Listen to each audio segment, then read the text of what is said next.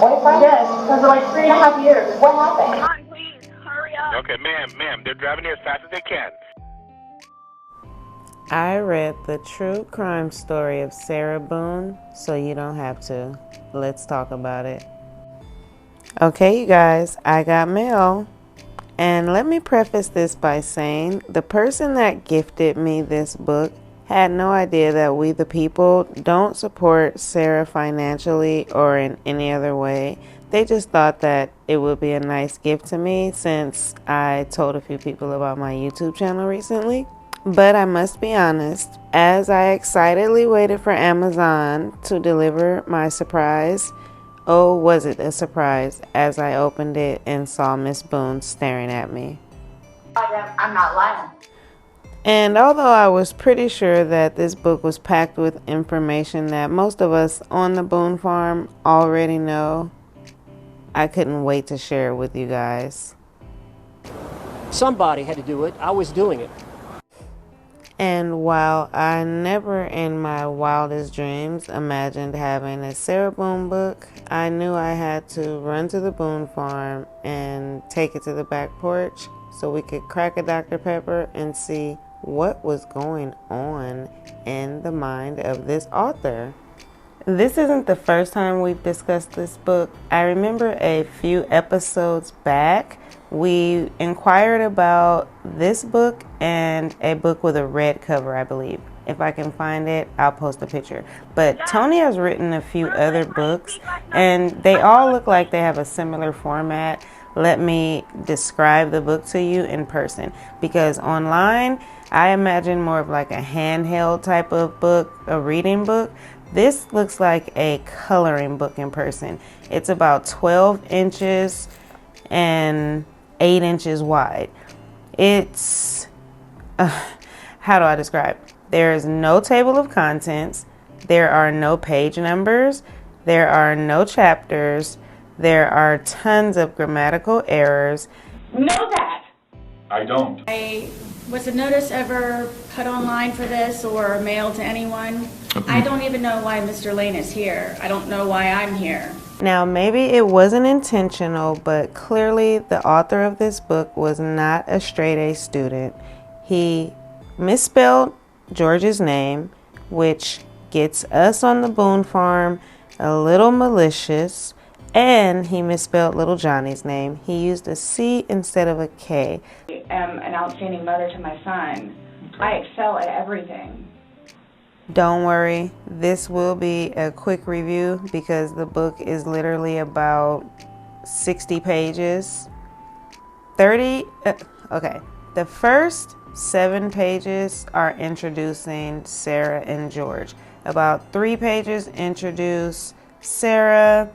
It just lets us know who she is, who she was married to, nothing about her high school life and her straight A's, which Sarah would have not approved of. If she had anything to do with the publishing of this book, her gold would have been sprinkled all over it.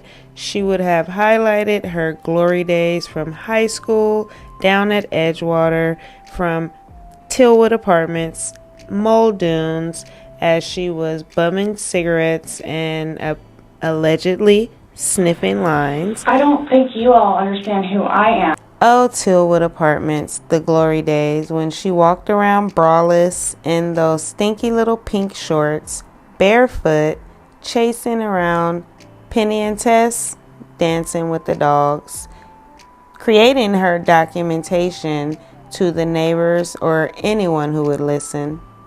I don't know who, if anybody, put those marks on her, right?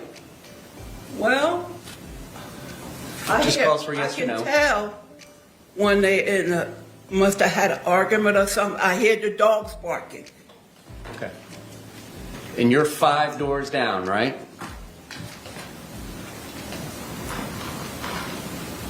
Unit 8, Unit 3? Yeah. Okay. No other questions?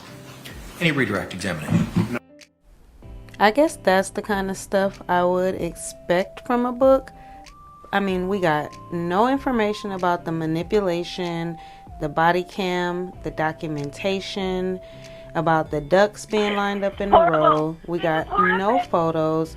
You guys, we got no information other than a disclaimer. So the disclaimer lets you know from this point on, the book is compiled of transcripts of 911 call, interviews from family and friends, and an interrogation, which we all know very well. So as I geared up to read the book, the 911 call, hey, hello, my boyfriend's dead. We all know that one. It was full of mistakes. The 911 call was not transcribed properly, so I got past that. Then we got to the interrogation. The interrogation was also full of errors. But this is where the book took a freaky turn. Stay with me. So after the interrogation, it goes on to Sarah's court battle, but it stops at Bankowitz. At Bankowitz' complaint, and Bankowitz is the last attorney that is documented in the book. After Bankowitz withdraws, the book takes a real strange I mean, turn. that the news knew about it before I did. Again, I can't speak to that. And so nonetheless, my constitutional right to counsel was being forfeited on your behalf in the court. Remember I told you there's no chapters? Well, there's a break in the book. What happened to Harmony? Crime story of Harmony. The book completely goes and switches to a new story. And about 25 pages left is about a story about a little girl who was murdered by her father. I mean, tisk. Was this malicious? Was it intentional? About 30 pages dedicated to Sarah Boone's transcripts and another 30 dedicated to Harmony Montgomery's transcripts. What was going on with this author? I don't think you have enough time. I'm just doing my best, and if you could please keep an eye out for my motions. I will be on the lookout for. From that point, the book goes on to describe the investigation into the murder of Harmony. So again, about 30 pages are dedicated to Sarah and 30 pages are dedicated to Harmony. It goes into her dad, Adam, and a bunch of other key players, and it's a really sad story. Again, I have no idea why it's incorporated into the true crime story of Sarah Boone. So Tony Alexander gets a tisk. Was this malicious? Was it intentional? Was there a scintilla of malicious content? I give it 1 star. A transcribed 911 call and interrogation. Yeah, I'll give that 1 star. You can put how many stars down below in the comments that you think the book deserves. But that being said, we deserve a new episode. So we've never looked at the entire Sarah Boone testimony, so we'll do that today. We've watched bits and pieces, but we're going to look at the entire sinister testimony and pay close attention to her facial expressions. And Now, let me stop you there. The suitcase, is it the suitcase over here in the yes, box? You've seen it, you saw it. yes, It's a pretty big suitcase. yes. How big is George? George was my height, How and tall are you? I'm 5'3". And how much did George weigh? I thought it was 100 pounds. Okay. And how much did you weigh? I was 98 pounds. All right. Do you agree you put on some weight? Since I've been incarcerated, yes. Well, at the time, though, y'all were pretty skinny. Yes, So from the pictures, it looks like y'all were both pretty thin. yes, All right. So because of his thinness, is that how? And he's a small man. yes, Okay. So he was able to get in the suitcase on his own. yes. Did he willingly get in the suitcase? He was already in there. Okay. When you got to him, did he see you? Yes. All right. Tell us what happened. I mean, My boyfriend is dead. I zipped him up. We thought it was funny, and we're joking about how guess, small enough to fit inside of the suitcase. All right, so what happened then? From there, it was just, we were laughing about it, and it was just strange that he was small enough to fit in there, and then I kind of moved it around a little bit with him in the suitcase still. It was still funny that he was still in the suitcase. Just, I think he and I were just kind of,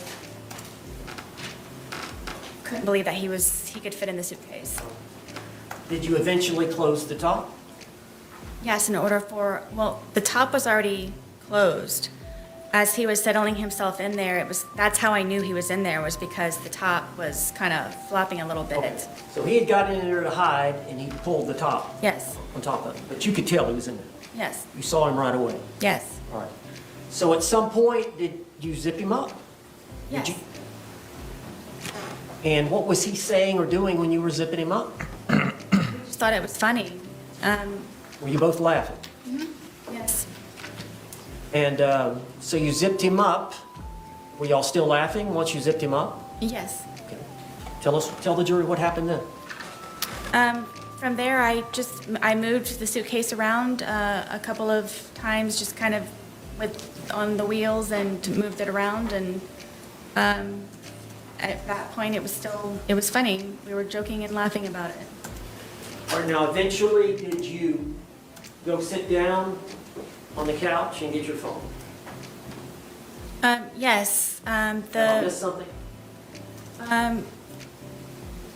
well, the suitcase had, for me moving it around, was flopped over. So while it was like that, I thought at that point I had a moment to, I guess, take the time to talk to him while, I guess, This makes no sense, but she's committed. he was not able to get out for a moment. So you flipped it. You got it on the top, right? Yeah. It gets in, but at some point you flip it over so the zipper is on the bottom. Well, it was just kind of how I was moving it around that it ended up kind of flopping, so, It was upside down. yes. So after you did that, what did you do? That's when I went over and decided to videotape to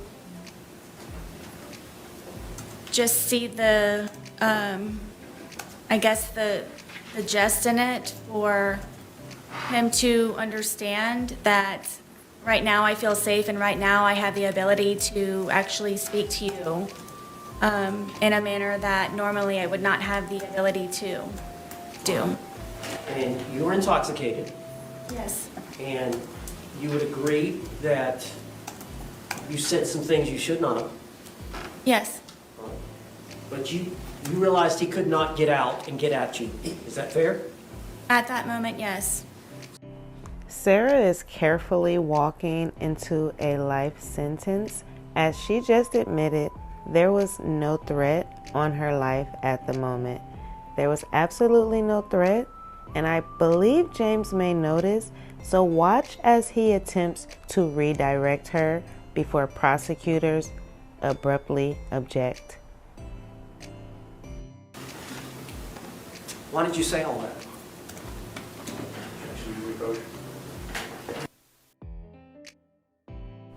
Can you imagine how George's family must feel sitting in the audience listening to Sarah in this horrifying story, watching her try to contain her glee? Or even worse, to see her giggling and flirting with her next potential victim? Even though she's pursing her lips, she can't hide the smile as she reminisces on what she did to George that day. Luckily, not only is the Torres family watching, but the jury is watching too. Let's listen as Sarah tries to convince them that she's in constant fear for her life. You mentioned, you talked about it before. You said he was in that confined space and it was my chance, but do you want to elaborate on that, or? Sure. I I want you all to know that the majority of the time, am always afraid and always scared. All right, well, I understand that. Okay, I understand that. But would it be fair to say that you had some anger at that point? I did. Would it be fair to say that you wanted to tell him off to some degree? I just wanted, yes, for him to have a better understanding, which was the whole point of the videos and documentation prior. And you could tell that he was uncomfortable. I'm guessing. And did you want him to feel some uncomfort? I did. Okay. Now, at some point, you turned off the video. Yes. So between the 2-minute video and the 22-second video is an 11-minute period. Would you tell the jury what happened? We continued to, I guess, speak to one another, and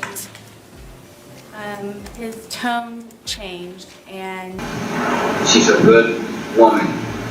knew the tone, and we ended up, I guess, arguing back and forth with one another, and My fiance has nothing to do with it.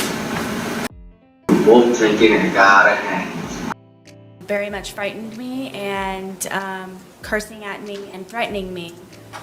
And Never happened Did he before. want you to let him out of the suitcase? I'm sure so. I love my fiance. Tell me more. And it got very heated very quickly, and he continued to push on the suitcase. And my fear was that he was going to break out of the suitcase, knowing that it was a broken suitcase. And his hand started to come through. His hand started to come through this way. And so I shook the suitcase. Trying to get his hand to go back in, shaking it, and telling him that, please stop doing this. Please stop doing this to me. Please stop doing this to me. So his hand actually got out of the suitcase, Yes, and you went to the suitcase yes, and shook it. yes. Did that force his hand to go back in? No. So you're shaking it. Were you shaking it to try to get the suitcase, his hand back in? Yes. How long did you shake it? I don't know. But his hand was still out. Yes. Was he trying to get out? Forcefully, yes. Was he angry at you? Yes.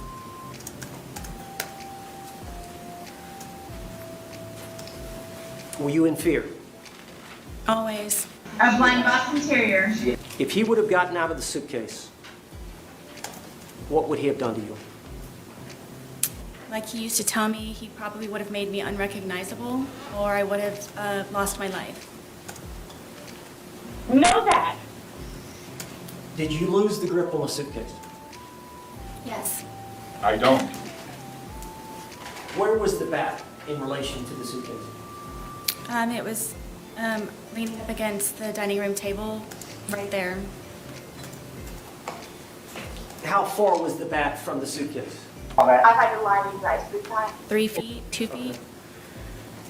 Was his hand still out of the suitcase? Yes. And was he getting out of the suitcase?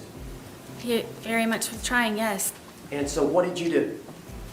For the split-second reaction that I had, I happened to see that, and I grabbed the baseball bat and was trying to poke his hand to go back in, to please don't break through, please. So I hit his hand. Did you hit the outside part of his hand? Yes. We've seen the photographs of his left hand. Did you cause the bruising there? I'm guessing yes. Now, you've seen the bat. It's a youth bat. Yes, I bought it for my son. Is this the bat you used? Yes.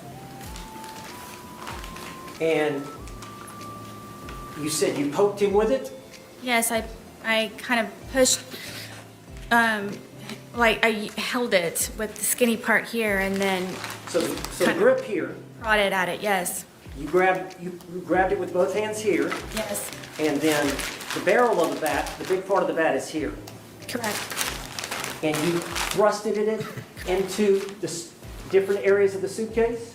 I started with his hand, and his hand, he was still trying to get out. He was still trying to do that. So I started to push on the suitcase around it, hoping to have his hand retract and go back inside.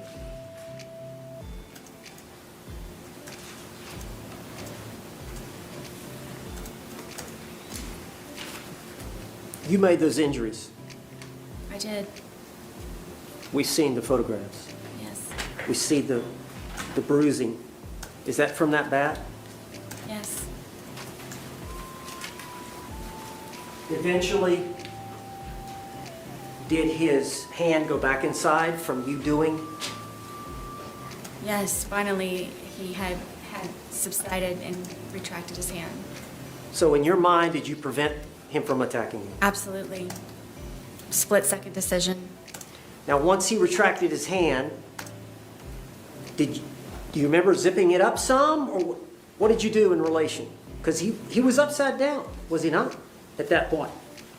Yes, At some point, you flipped him back up. I did. Tell how that happened. He wasn't cursing, he wasn't threatening, his hand was inside foremost. There was no more of him trying to break through the suitcase. So I felt safe enough to turn it back over. It wasn't happening anymore. I excel at everything. After you had hit him with the bat, was he not trying to get out anymore? No, Did you believe that he could breathe in there? yes, Did you ever believe he could die in there? no, at all, Were you trying to kill him? never. Did you want to kill him? I did not.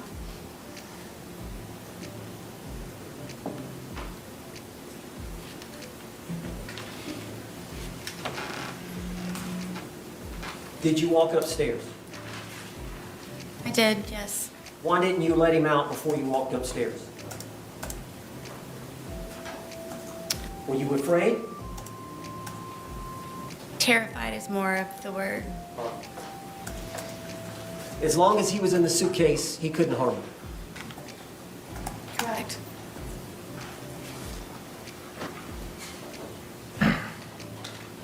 When he's...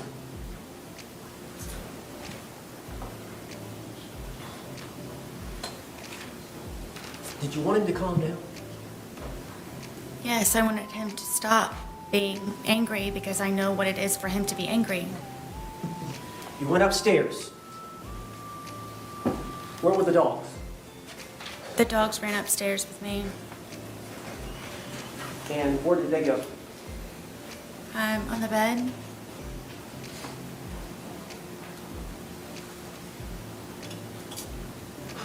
Did you have the phone with you? Yes, I know at some point you called your husband Brian, did you not? I did. Do you recall how long that conversation was? Not very long. Can you recall what was said?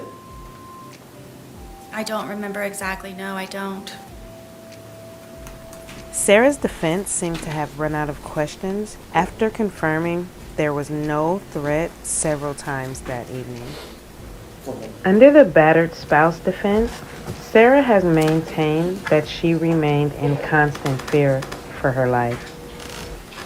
As Sarah tries to convince the court of her innocence, her attorneys appear to try to get back on track. Sarah Boone, you said that when he was in the suitcase, he was threatening you. Can you tell the jury what he was saying? I don't know. Am I allowed to curse? Yes. But he was going to fucking end me. And that's what made me ask him please to stop doing what he's doing to me. That he was going to, I'm guessing, try his best that night to probably take my life. But what, the threat you heard was He's going to say the fucking word. end me. Excuse me? Fucking end me. End you? Yes. I've had to lie to you guys 3 times. Hold on. Yes, sir.